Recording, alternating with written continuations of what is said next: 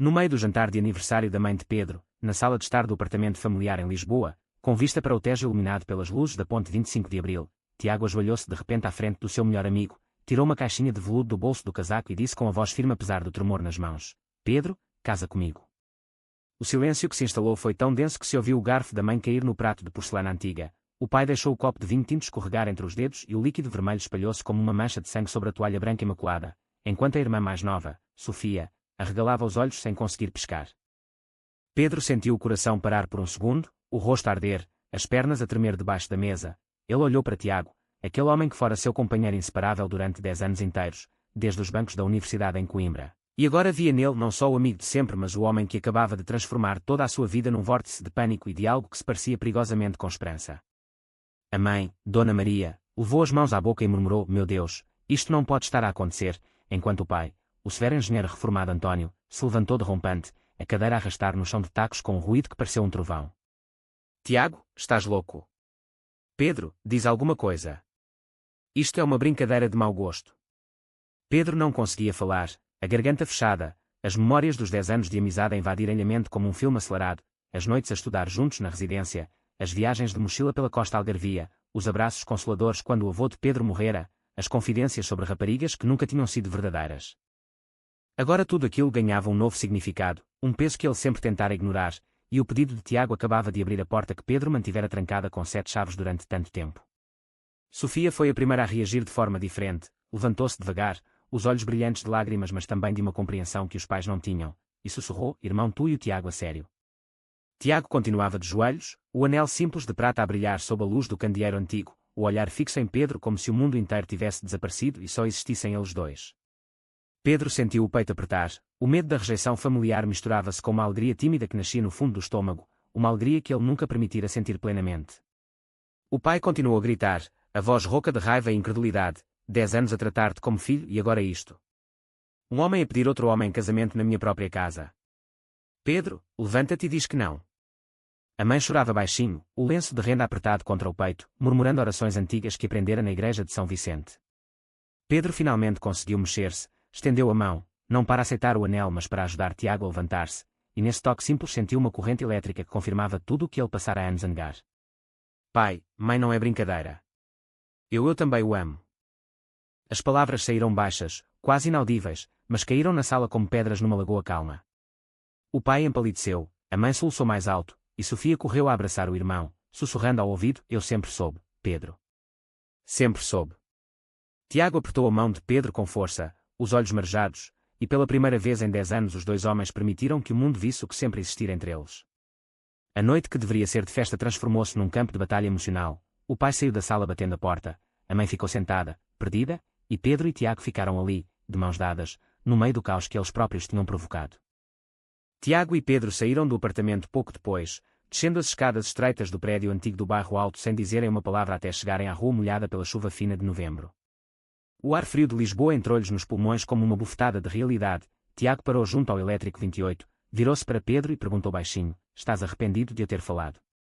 Pedro abanou a cabeça, mas o nó na garganta não desaparecia. Ele via ainda o rosto desfeito da mãe, ouvia o grito do pai ecoando nas paredes.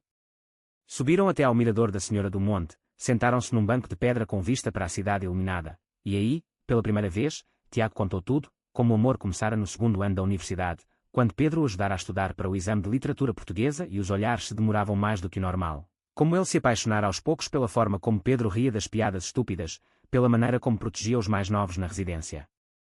Pedro ouvia, as lágrimas a escorrerem sem controlo. Ele recordava as mesmas cenas mas com o filtro do medo que sempre o acompanhara, o medo de ser diferente numa família onde o pai ainda rezava o terço todas as noites e a mãe sonhava com um casamento tradicional na igreja de São Domingos. Eu sempre soube que era diferente, Tiago, mas pensei que podia ignorar, que a amizade bastava. Tiago sorriu com tristeza e apertou-lhe a mão. A amizade nunca bastou para mim, Pedro. 10 anos a fingir que eras só o meu melhor amigo já não aguentava mais. A conversa prolongou-se até de madrugada, falaram de tudo, dos verões passados em casa dos pais de Tiago no Alentejo, onde ninguém suspeitava, das noites em que dormiam no mesmo sofá em Lisboa fingindo que era normal, dos momentos em que quase se beijaram mas recuavam por medo. Quando o sol começou a nascer sobre o Tejo, Pedro sentiu algo mudar dentro de si, o pânico ainda lá estava, mas agora misturado com uma determinação nova, a vontade de não voltar atrás. O telemóvel vibrou sem parar, mensagens da mãe pedindo para voltar para casa, chamadas perdidas do pai, uma mensagem de Sofia dizendo: estou contigo, irmão. Sempre. Pedro respondeu à irmã apenas com um coração, mas ao pai não conseguiu escrever nada. Voltaram para o pequeno apartamento que partilhavam havia 3 anos no Príncipe Real, o bairro mais acolhedor de Lisboa, onde ninguém os olhava de lado, e aí, sentados no sofá velho, Pedro deixou que Tiago o abraçasse sem reservas pela primeira vez à luz do dia. O dia seguinte foi de silêncio pesado. Pedro foi trabalhar na agência de design no Chiado, mas mal conseguia concentrar-se nos projetos. Os colegas notavam o rosto pálido mas não perguntavam.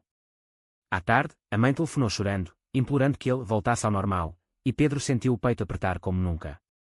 Tiago, professor de História numa escola secundária em Campo de Ourique, enfrentou o seu próprio dia. Os alunos nada sabiam, mas ele sentia que carregava um segredo que já não era segredo. À noite, os dois cozinharam juntos, um jantar simples de bacalhau, e falaram do futuro como se o mundo não estivesse a desabar à volta deles. Pedro confessou o medo de perder a família, Tiago confessou o medo de perder Pedro. Dormiram abraçados, sem pressa, apenas o conforto de finalmente serem verdadeiros um com o outro. No dia seguinte, a irmã Sofia apareceu sem avisar, com um bolo de chocolate e um sorriso tímido. Quero conhecer melhor esta versão de vocês. A conversa durou horas. Sofia contou como sempre suspeitara, como vira os olhares, como se sentia orgulhosa. Pela primeira vez, Pedro sentiu que não estava sozinho. Mas o pai continuava sem falar, e esse silêncio pesava mais que qualquer grito. A semana seguinte foi um turbilhão de emoções contraditórias. Pedro acordava todas as manhãs com o coração acelerado, verificando o telemóvel à espera de uma mensagem do pai que nunca chegava. No trabalho, um colega mais próximo, o designer André, reparou no seu estado e perguntou diretamente: estás bem, pá? Pareces que viste um fantasma. Pedro hesitou, mas acabou por contar tudo numa pausa para café no terraço com vista para o elevador de Santa Justa. André, que era abertamente gay, sorriu com compreensão. Bem-vindo ao clube, mano. Vai ser duro com a família tradicional, mas tu tens direito a ser feliz. Aquelas palavras deram-lhe força, mas não apagaram a culpa que sentia ao lembrar o rosto da mãe. Tiago, por sua vez, decidiu contar aos pais dele em Évora por telefone. A reação foi completamente diferente. A mãe de Tiago chorou de alegria. O pai disse apenas: já não era sem tempo, filho. O contraste entre as duas famílias feria Pedro como uma faca. Ele invejava a aceitação fácil de Tiago e questionava-se se merecia o amor que recebia. No sábado, os dois foram passear até Cascais de comboio, caminhando pela marginal com o vento do mar a bater-lhes no rosto. Sentados na areia fria, Pedro desabafou: e se eu nunca conseguir escolher entre ti e eles? Tiago respondeu calmamente: não tens de escolher, amor. Mas tens de ser honesto contigo mesmo. A palavra amor soou estranha e ao mesmo tempo perfeita nos lábios de Tiago. Regressaram a Lisboa já de noite e encontraram a mãe de Pedro à espera à porta do prédio, os olhos inchados de chorar. Eu não entendo, Pedro. Como é que isto aconteceu debaixo dos meus olhos? Sentaram-se os três na sala pequena, e pela primeira vez Pedro falou abertamente sobre os anos de dúvida, sobre como amava Tiago desde sempre mas tinha medo de decepcionar. A mãe ouviu em silêncio, depois abraçou-o com força: tu és meu filho. Isso nunca muda. Mas o teu pai, ele precisa de tempo. O pai, porém, enviou uma mensagem curta nessa mesma noite: não quero ver-te enquanto não voltares à razão. Pedro chorou nos braços de Tiago até adormecer. No dia seguinte, Sofia organizou um almoço só com os irmãos e Tiago. Ali, riram, choraram e planeiam o futuro, talvez um casamento pequeno, talvez uma viagem juntos. Mas o peso da rejeição paterna crescia dentro de Pedro como uma sombra. Ele começou a ter insónias, a questionar se o seu amor valia o sofrimento da família. Tiago notava e tentava confortá-lo, mas sentia também a distância que se instalava. Uma noite, Pedro chegou a dizer: talvez seja melhor pararmos, Tiago. Não quero destruir a minha família. Tiago ficou em silêncio longo, depois respondeu: se é isso que queres, eu respeito. Mas sabes que estás a mentir a ti mesmo. As palavras ficaram a pairar no ar como uma ameaça. O mês de dezembro chegou com as luzes de Natal a iluminarem as ruas de Lisboa, mas dentro de Pedro tudo era escuridão. Ele decidiu viajar sozinho até Coimbra, a cidade onde tudo começara, para tentar encontrar respostas. Caminhou pelas margens do Mondego, sentou-se no mesmo banco onde ele e Tiago tinham passado tardes inteiras a falar de sonhos, e ali, sob o céu cinzento, chorou como uma criança. Recordou o dia em que Tiago lhe salvara a vida durante uma depressão no 3º ano, quando o pai o pressionara para seguir engenharia em vez de design. Tu sempre me salvaste, Tiago, murmurou para o rio. Regressou a Lisboa mais confuso do que nunca. Nessa mesma semana, o pai marcou um encontro, só entre homens, num café tradicional da Baixa. Antônio chegou sério, o bigode grisalho bem penteado, e foi direto ao assunto: filho, isto é uma fase. Arranja uma rapariga boa, casa, dá-me netos. Não podes destruir tudo por causa disso. Pedro sentiu a raiva subir. Pai, isto não é uma fase. Eu amo o Tiago há anos. Ele é a minha família também. O pai levantou-se, deixou o dinheiro na mesa e saiu sem olhar para trás. Pedro ficou ali, sozinho, o café a arrefecer na chávena. Em casa, contou tudo a Tiago, que o abraçou sem dizer nada. Mas a tensão crescia. Pedro começou a evitar sair com Tiago em público, com medo de encontrar conhecidos da família. Um dia, um tio conservador telefonou-lhe aos gritos, chamando-o de vergonha da família. Pedro desligou a chorar. Tiago, vendo o homem que amava a desmoronar, propôs: vamos passar o Natal em Évora, com os meus pais. Eles querem conhecer-te como meu noivo. Pedro hesitou, mas aceitou. Na casa alentejana, rodeado de calor e aceitação, Pedro sentiu pela primeira vez que podia respirar. A mãe de Tiago cozinhou migas e bacalhau, o pai contou anedotas antigas, e à noite, no quarto de hóspedes, Tiago sussurrou: vês? O mundo não acaba. Mas ao regressarem a Lisboa, uma mensagem da irmã esperava Pedro: pai teve um ataque de coração leve. Está no hospital. Vem, por favor. O medo paralisou Pedro. Ele correu para o hospital de Santa Maria, encontrou a mãe exausta e o pai pálido na cama. António olhou para o filho e murmurou: se isto me mata, a culpa é tua. As palavras cortaram mais fundo que qualquer faca. Pedro saiu do quarto a chorar, Tiago à espera no corredor, e pela primeira vez pensou seriamente em desistir. Talvez eu seja o problema, disse a Tiago naquela noite. Tiago segurou-lhe o rosto: tu não és o problema. O preconceito é. O ano novo trouxe uma trégua frágil. O pai de Pedro recuperou lentamente, mas o silêncio entre eles persistia. Pedro decidiu dar um passo corajoso, convidou a família inteira para um jantar no apartamento que partilhava com Tiago. A mãe e Sofia aceitaram, o pai recusou. O jantar foi tenso mas honesto. A mãe perguntou a Tiago sobre os planos de futuro, Sofia riu com as histórias da universidade. No final da noite, a mãe abraçou Tiago e disse baixinho: se fazes o meu filho feliz, eu tento aceitar. Foi um pequeno milagre. Tiago, encorajado, propôs que fossem juntos a uma marcha do orgulho em junho, mas Pedro ainda tinha medo. Os meses seguintes foram de crescimento lento. Pedro começou terapia com um psicólogo especializado em identidade sexual, onde desabafou anos de culpa católica e medo de rejeição. Tiago apoiava-o todos os dias, cozinhando, ouvindo, amando sem pressão.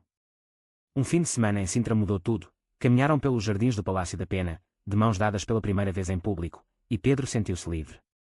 Quero casar contigo, Tiago. Quero mesmo. Tiago sorriu, tirou o anel do bolso, o mesmo que oferecera naquela noite fatídica, e colocou-o no dedo de Pedro. Regressaram a Lisboa radiantes. Mas o teste final chegou quando o pai, sem avisar, apareceu à porta do apartamento numa tarde de chuva. António entrou devagar, olhou para os dois homens sentados no sofá e disse com voz rouca: eu vi o vosso Instagram. Vi como ele te faz sorrir. Não entendo, mas não quero perder o meu filho. Pedro levantou-se, abraçou o pai pela primeira vez em meses, e chorou. Tiago ficou de lado, respeitando o momento. Não foi aceitação plena, mas foi um começo. A família começou a reconstruir, devagar, com jantares mensais onde o pai ainda evitava certas palavras mas já não saía da sala. Pedro e Tiago cresceram juntos. Pedro ganhou um prémio de design por um projeto sobre diversidade. Tiago foi promovido a coordenador na escola. A vida seguia, não perfeita, mas verdadeira. O verão chegou quente e luminoso. Pedro e Tiago marcaram a data do casamento para setembro, numa cerimónia pequena no jardim de uma quinta perto de Sintra, com vistas para a serra. A mãe de Pedro ajudou a escolher as flores, Sofia foi madrinha, e o pai, embora ainda rígido, compareceu e até fez um brinde curto, pela felicidade do meu filho. Não foi fácil, mas foi real. Na manhã do casamento, Pedro olhou-se ao espelho no quarto da quinta, o fato simples cinzento, e sentiu uma paz que nunca conhecera. Tiago entrou, bonito como nunca, e os dois abraçaram-se longamente. A cerimónia foi emocionante, o celebrante falou de amor em todas as suas formas, os amigos aplaudiram, a família chorou. Depois, dançaram juntos sob as luzes das lanternas, o Tejo ao longe brilhando. Naquela noite, sentados na varanda com vista para a serra, Pedro disse: obrigado por não desistires de mim. Tiago respondeu: nunca desistiria do homem que amo há 10 anos. Os meses seguintes foram de construção de uma vida a dois, mudaram para um apartamento maior em Alfama, adotaram um cão, planeavam viagens. Pedro aprendeu a perdoar-se a si mesmo, Tiago aprendeu a ter paciência.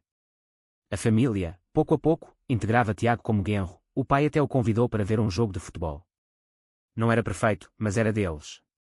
Num fim de tarde de outono, caminhando pela praia de Cascais, de mãos dadas, Pedro parou e beijou Tiago com ternura. O sol punha-se vermelho no horizonte, o mar calmo sussurrava. Ali, no mesmo lugar onde tudo começara a ser público, eles souberam que tinham vencido. O amor, afinal, não destruíra nada, apenas reconstruíra tudo de forma mais forte. É verdadeiro ou falso afirmar que uma longa amizade entre dois homens pode transformar-se no maior amor da vida sem destruir os laços familiares? Verdadeiro ou falso?